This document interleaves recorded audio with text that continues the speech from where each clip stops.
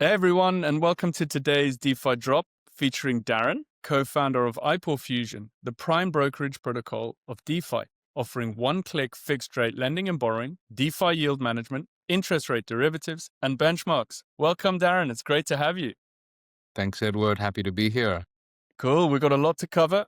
You've just hit 300 mil TVM. You're launching Fusion Vaults like they're going out of fashion. You're leading the way with WBTC. I can't wait to get stuck in. So yeah, it will be great to just kick this off. We try and keep them short and concise and really informative for our viewers.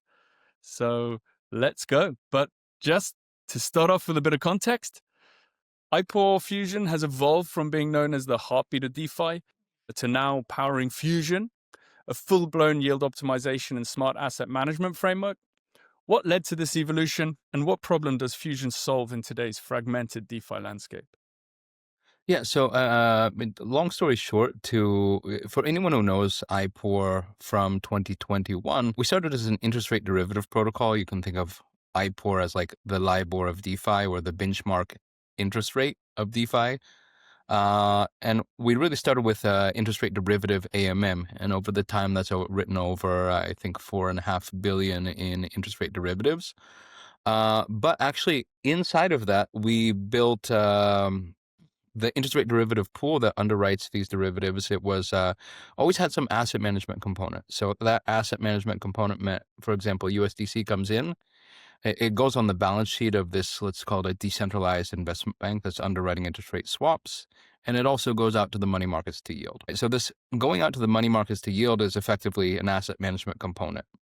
So when we built the first engine, we had guys that were pretty new to DeFi. We had actually converted what are enterprise software developers into blockchain engineers. And that was an early risk that we took, and that is paying dividends now. You can see it because we build very succinct, secure, scalable code. But in the first version, actually, it was quite heavy. So we made a lot of design decisions that were extremely secure, but they were also heavy decisions. So let me give you an example. At first, the AMM, it deposited to Aave and Compound V2, which were the main money markets back then.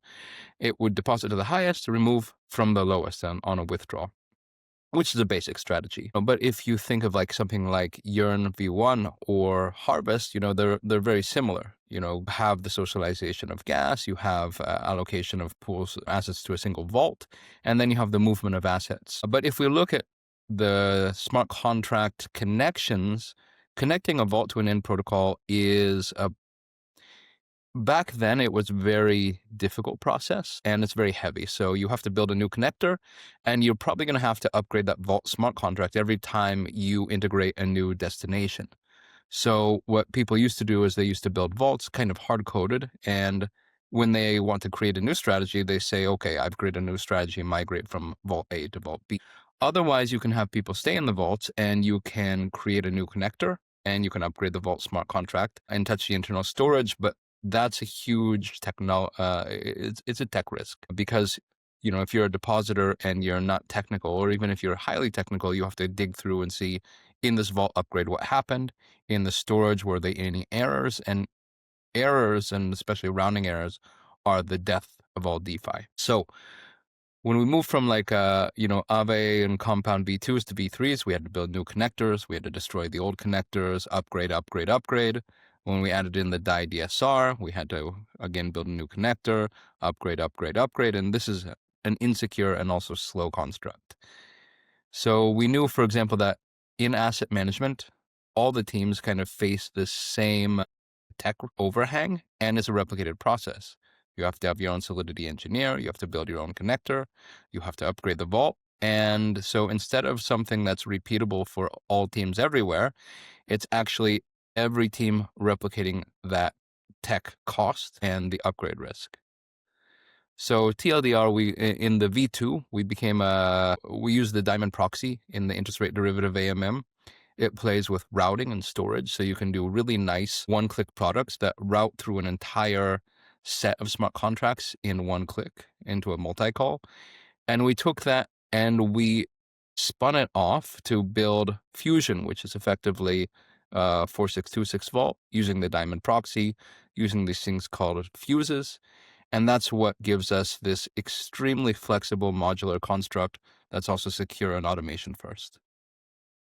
Amazing! What a roundup on what you guys have done, and obviously the TLDR at the end is a super soundbite. You mentioned Yarn, you mentioned Harvest. I'll touch on those just now. We'll move on to the ERC 4626. We love those at Portals. First, though, we do seem to be in a vault meta, okay, with standards like Yearn v3, Era from Gauntlet, Lagoon, others like that.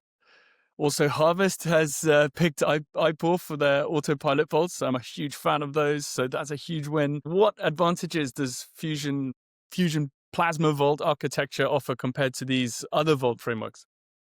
Yeah, so if we look at that kind of first construction of vaults, or even like, let's say, the third construction, like a Yearn v3, still in the Yearn v3, it's quite flexible. 4626 vaults are really composable within one another, but still on Yearn v3, you have to be a very proficient Solidity engineer to add anything that's not 4626 compliant, and you have to build the connector yourself and also upgrade the vault. So that kind of first problem that we had with our v1 of the AMM still exists.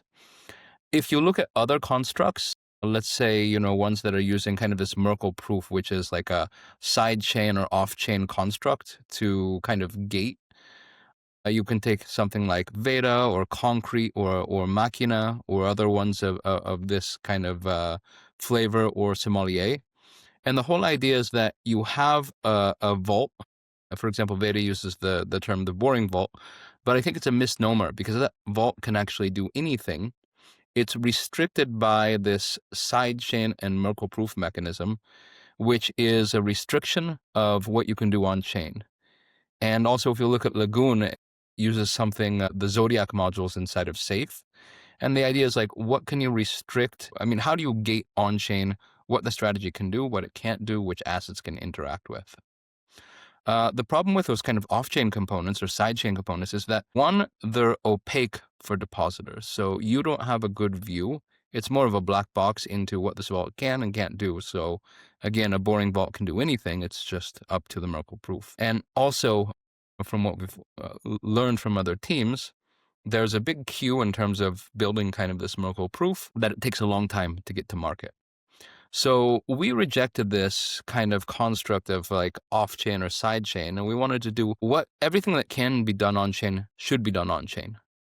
From the construction of the vault to actually the on-chain guardrails to the transparency and the automation. So we took that experience in using the Diamond proxy, and we used this construction that we call fusion and fuses.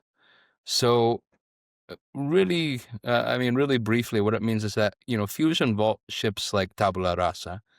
You can spin it up from the Vault factory smart contract, which means Fusion is fully permissionless.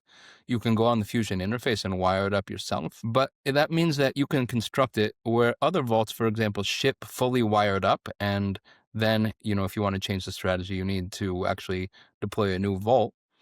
In Fusion, you can actually change the vault's composition over time, from the assets that are whitelisted inside of the strategy to the end markets and the assets. And all of this without ever needing to upgrade the vault's smart contract or ever needing to touch the storage. Diamond Proxy plays with routing and storage outside of the vault. And so another thing that enables means that you can add and remove strategies, or you can add and remove external markets. Think of it like taking in, like plugging in a fuse or removing it from an engine. You can do it as simply as that. That process is transparent. So, for example, on any of the vaults on Fusion, you can do a /edit at the end of the vault, and you can see the construct transparently, what's going on, what's authorized, what's not. Obviously, you can't do anything unless you're the vault owner or one of the authorized roles, but you can see what's happening and what's possible to do at the vault level. And the other thing about the Diamond proxy is that it means that this vault accounts for itself through a balance fuse. So DeFi is transparent.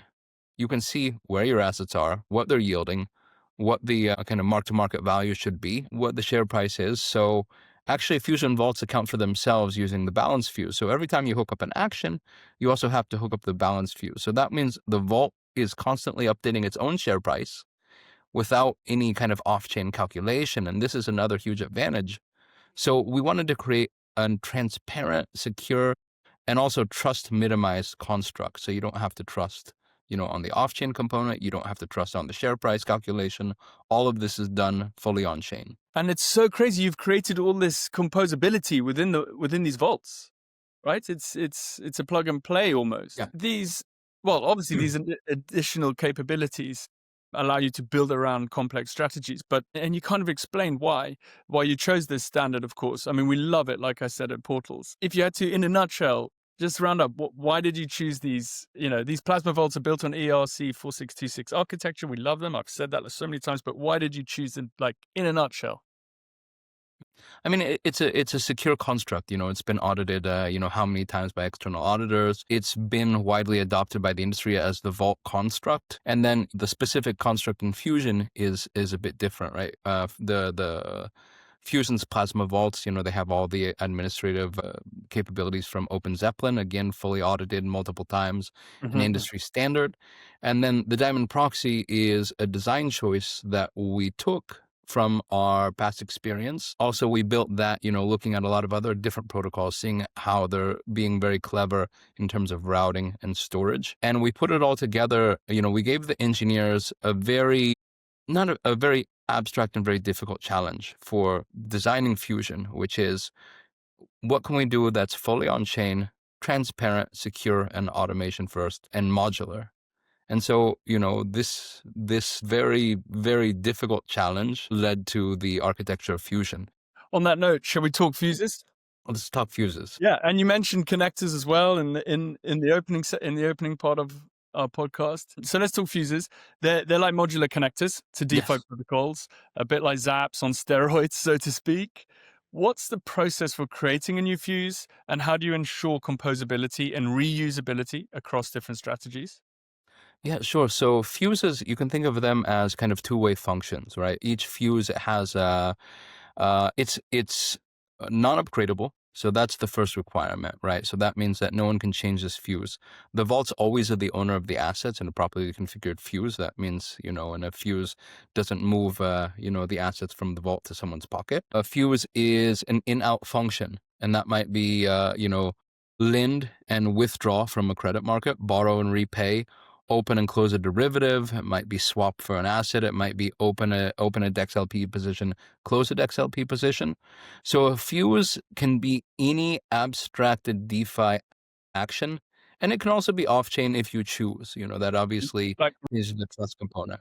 It might be for example, the most common fuses used on Fusion right now are ones for flash loans, collateral, borrow, and lend on credit markets, and a swap, because for a leverage looping action, you need all these components to be able to take a flash loan, deposit one asset, borrow, swap for another asset, and repeat that loop.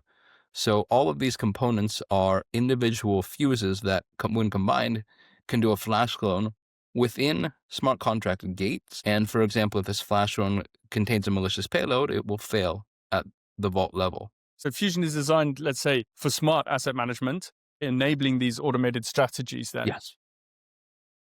Like I mentioned, rebalancing, risk-adjusted yield optimization. How does this automation actually work in practice between, say, the on-chain plasma vaults and off-chain alphas? Yeah, well, so there's this role of alpha, as you just mentioned. We can think of alpha as like your algorithmic executor or your active manager. So like if you're running a hedge fund, you typically have the strategy and then the active management, right? And these might be the same function, they might be different functions, but from the vault level, they're different roles. So for example, let's say, Edward, you have your on-chain strategy. You spin up your vault from the factory smart contract in a couple clicks. You wire it up on the front end and you're like, listen, I know the strategy, but I don't have the data infrastructure. Darren, I want you to automate it for me. You can, let's say, hand me the keys to this vault in the alpha role. And what that means is that I could automate the strategy, but only within your bounds. And that means your in-depositors are always owners of the asset by their vault shares. You have constructed the strategy which you consider secure, and then I can automate within those bounds. And that means that you're also whitelisting which assets can be interacted with, which markets, and which actions within those markets. So that means that it's even more, I would say, more a secure construct than if you give me your centralized exchange API trading keys, I can trade your assets for any assets. Inside of a Fusion vault, if you only whitelist, let's say USDC, and only lending markets only, then I can only deposit and withdraw to credit markets. I can only use USDC. I can never swap it for any other asset. I can't take debt. So, for example, if you build a lending optimizer, it's very restricted in what I can do. And the worst thing that I can really do is leave the assets unallocated at the vault level. So this is the idea that we mean secure construct, trust minimized, but fully automation first. And we have a whole Python SDK that any external developer can use to actually automate as an alpha. They can use their own data, their own backend infrastructure, their own risk modules, and plug it into this vault management. So when we say like prime brokerage and brokerage protocol for DeFi, we literally mean that there's going to be a lot of guys coming from TradFi, coming from traditional asset management. They're used to something like interactive brokers to manage their assets. So these guys are never going to write a smart contract. They probably can't read it, but that's okay because they can come to the Fusion interface. They can wire up a strategy with a few clicks. They all know how to code in Python. They can automate it through the Python SDK. And then you're on chain as an asset manager and managing funds. So we've been chatting deep about the tech side and your architecture.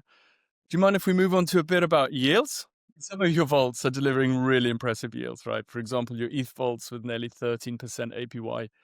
Can you explain what's driving those returns and how Fusion balances yield optimization with capital safety? Yeah, so first of all, Fusion is an unopinionated infrastructure, right? It's this prime brokerage protocol. And so the safety really lies in who designs the yield and what's the yield source. So that's saying, I can only tell you what different people have designed, but let's look at those like 13% on Ether on Bitcoin strategies. These were designed by the Reservoir Protocol themselves. The nice thing is, like, even if we go back into this idea of fully on-chain and transparent, you can scroll through the Fusion interface and see exactly what's happening. So let's take the ETH yield product, right? I think that has that just got over like 80 million TPM. Obviously, earning 13% on ETH fully on chain is quite nice. But what's happening? So you can see in that strategy that the ETH is being collateralized in Aave v3. That is getting some yield for its collateral deposit, and then it's borrowing USDC. Of course, there's a cost for borrowing USDC, and that USDC goes into a levered loop for a yield-bearing stable. So what you're getting there is the cost of borrowing the USDC from Aave, the cost of borrowing the USDC on leverage, or the full notional value of the borrow in Morpho, and the rate of return on the Morpho pool, the rate of return from the collateral asset, which is the yield-bearing stable, the collateral, the native yield of the yield-bearing stable, and also the collateral value of the ETH. So I know that's a lot to keep track of, but you can literally go on the page and you can just scroll down and see this all in action. And then the return on the yield-bearing stable is returned to the base asset. So you can see that this ETH bag is growing based on the yield from the yield-bearing stable. So again, collateralize on Aave, borrow USDC, and then leverage loop inside of Morpho and return that yield back to ETH or Bitcoin. And so this is a really cool strat. It's actually a fairly simple construct, but I don't think it's not necessarily possible on most of the other infrastructure. And this highlights some of the flexibility of Fusion as a construct. Just before we got on this call, I saw like a $17 million flash loan executed within one of the Fusion vaults, one of the Reservoir vaults. And something like this it's done within bounds. It's done within these Fusion guardrails. And it's, to be honest, it's really cool to see it actually out in the wild. That's amazing. That's amazing. So what you've just explained here is Fusion's modular design, like really coming into practice, right? It means anyone can become an atomist, as you call it, right? Yes. Create their own vaults and strategies. But how do you envisage this changing then as the landscape for asset managers changes? How do you envisage this then changing for asset managers, DAOs, and users in DeFi, like power DeFi users? Yeah, so first of all, Fusion, again, it's this unopinionated infrastructure. We really took a lot of inspiration from the Morpho team and the curator model, but you can think of Fusion much more as kind of a cross-market any action engine. So, it can be like the efficiency engine of DeFi, and it really sits above the market level. So because it is unopinionated and permissionless, that means anyone can build a strategy. You can go to app.ipor.io/build-on-fusion and spin up any vault that you want. You can wire it up on the front end. And so that's the permissionless DeFi native side, which is, this is an open construct. And so that's what most people are using it for. They're looking to attract kind of public capital into these strategies, either to build TBL on their own protocol. For example, right now, Fusion manages, I think, about 160 million of 400 million inside of the Reservoir protocol. So it is becoming like a kingmaker for different assets and also different protocols. But also, it's as good of a construct for permissionless DeFi as it is for regulated permission DeFi if and when that is a thing. So permissioning can happen on the depositor list. So let's imagine that you're a regulated fund and you need to sweep all of your KYC depositors to a single address and deposit into a vault.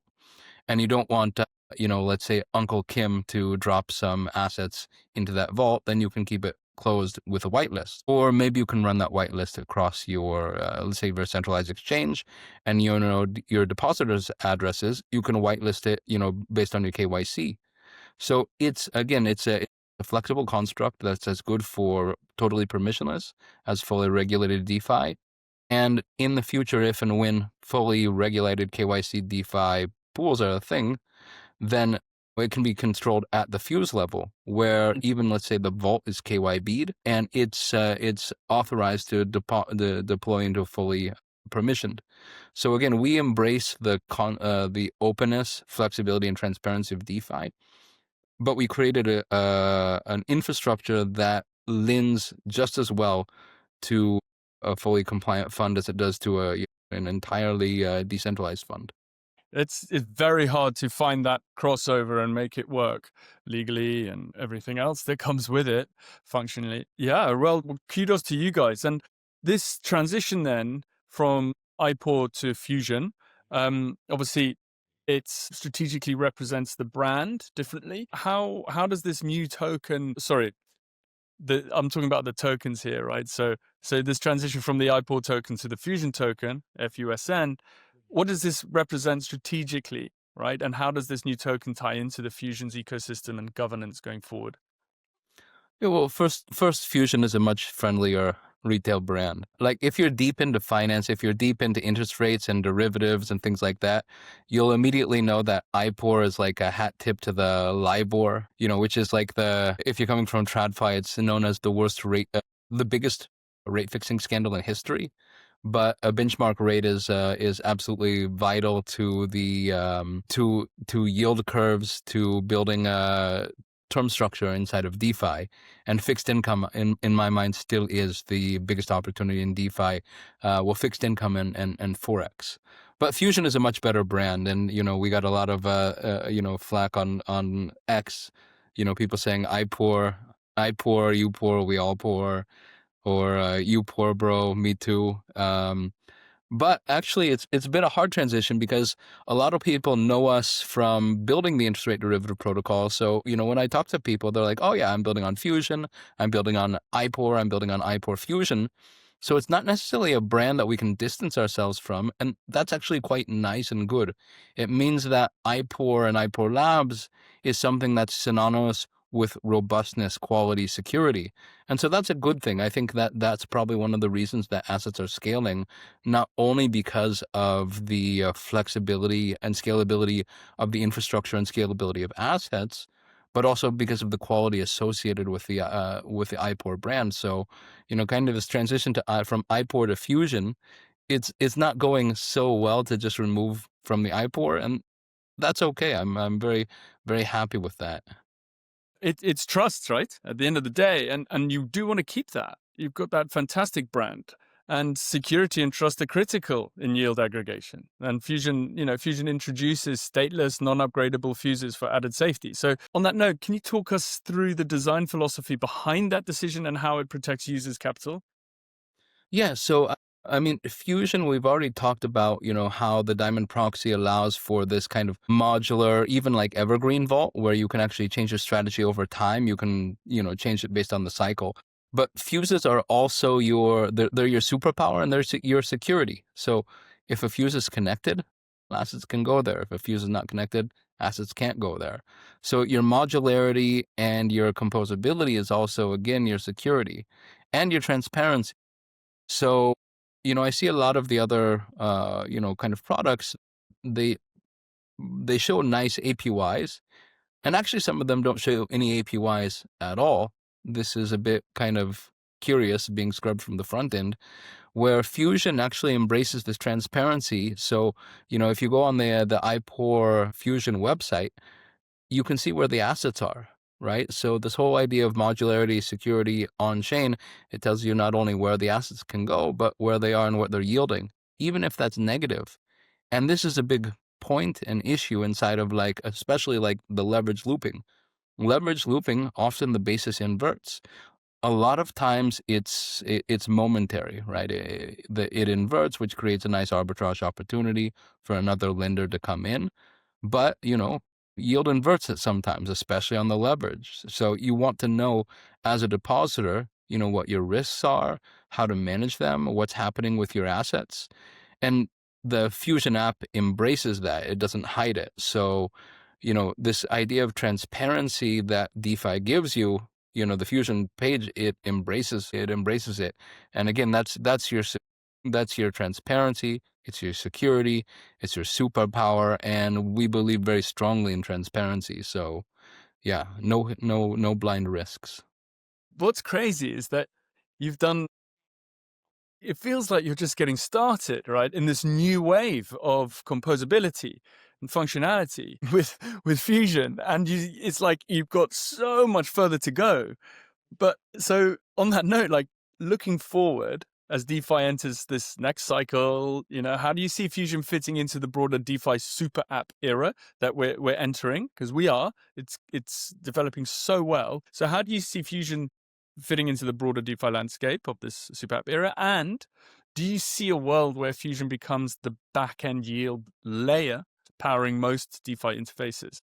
Yeah, I mean, that's really kind of the strategy that we took, right? So if we look here 10 years into the future, my goal is that people don't know Fusion by name, that Fusion is distributed everywhere with a little note in the bottom that says powered by Fusion, right? It's this invisible kind of again, prime brokerage infrastructure layer on top of the markets, right? So if you look at the different markets, Fusion sits on top of those to build these powerful strategies.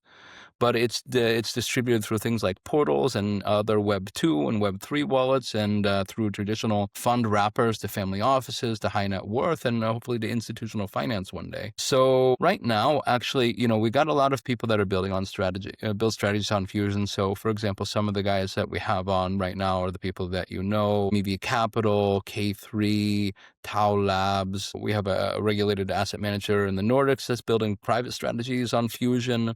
We have Risk that just came on with Stakedown during a Curve USD optimizer. Clearstar, Tankin, all these guys that are building a lot of strategies.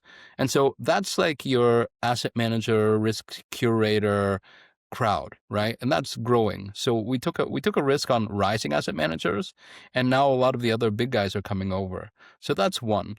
But Fusion can also be inserted as a bespoke leverage engine. So we have right now a couple of different protocols that have reached out to us for Fusion to power their one-click leveraged leverage inside of their own markets. And so that will be distributed through their own front ends, not necessarily through the IPOR Fusion app. And it will be like a one-click leverage looping solution, with a little like note powered by Fusion. And so we have a couple of those on. If we look at the fuses, which are like your standardized connectors to DeFi, they standardize all of DeFi into a Fusion earn kind of adapter for actions and accounting. We started building IPOR Labs. We started building all the fuses ourselves, and now we have protocols that are coming to us. They're building their own fuses because they want to be integrated into Fusion, because they want to get access to the asset managers and assets that are building. And then those fuses are reusable, right? For example, let's say, Edward, like Aave v4 ships tomorrow, and you build the Aave v4 fuse. It passes all the tests. It's solid. I can use it tomorrow. So that means one person builds the fuse, everyone can use it. So this commoditizes integration. It means that we don't have to have this replicated Solidity engineer across every asset manager. It's a standardized interface into Fusion, and Fusion becomes more powerful by its network effect. And so from a business or protocol model, this means switching cost.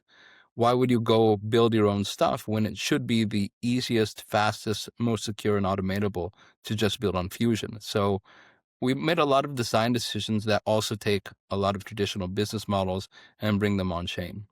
That's fascinating. Wow, what a domino effect as well, right? You're taking the headache away from everyone and just giving them the playbook. Yeah. Yeah, congrats. I really look forward to what's coming as well. Thank you so much for all your amazing insights, all your information that you've just like handed to everyone on a plate here. It's seriously valuable. And I hope, of course, everyone can just get involved and continue building with your tech. So, Darren, I'm going to wrap up. It's been great. Thank you so much. And I'm going to end with one of our questions, which we Okay. always end with. Okay. We're close to our DeFi TVL ATH actually. I just checked DeFi Llama. We're at 173 billion right now. I think ATH is 176 billion. Pretty close. We're just knocking on the door. So this is our last question. We always ask everyone who comes on the pod. What do you predict, according to DeFi Llama? What do you predict total TVL will be of DeFi at midnight on December the 31st, 2025? Yeah. I don't know. To be honest, we have a nice resurgence in risk assets, which is driving both BTC and ETH up. So let's say if you're moderately bullish, let's just go with like a 20% increase, and then we get a very nice round, kind of 200. So That's fantastic. We had let's a go with 200. that. We had a 200 last week. Let's hope that Yo, you and C Sigma. So we've got Fusion, IPOR Fusion and C Sigma head to head with the 200. We've had some pretty good guesstimates, and we're still yet to come up with what the winner wins. And also, we've got to understand what happens the closer we get to that date. It's a bit unfair, right? So we'll have to call it. We'll have to call the end of the competition probably a month early, just to give everyone a level playing field. okay. Let's go 201. Okay. Okay. All right, Darren. Look, it's been great chatting with you. Thank you so much. Congrats on everything you're doing. And we'll be in touch and we'll continue our great partnership. Obviously, all your positions are available on the Portals Explorer, people can get into. And yeah, just hopefully we cross paths in the near future. All right. Thanks, Edward. Cheers. Thanks, Darren.